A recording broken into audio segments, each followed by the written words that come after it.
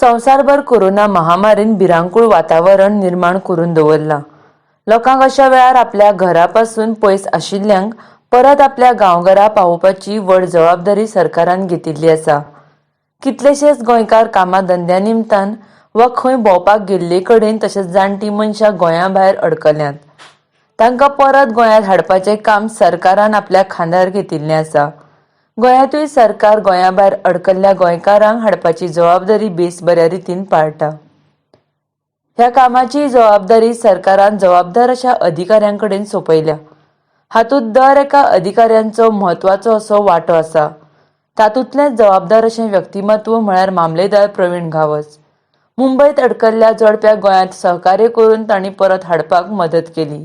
उत्तर गोंयच्या जिल्लो प्रशासनात आशिल्ले युवा अधिकारी प्रवीण गावस हांच्यांनी पोटतिडकीन जिद्दीन काम केल्ले खातीर गोंया भायर शिरकल्ल्या गोंयकारांक परत गोंयांत पावपाक मदतीचो हात मेळ्ळा।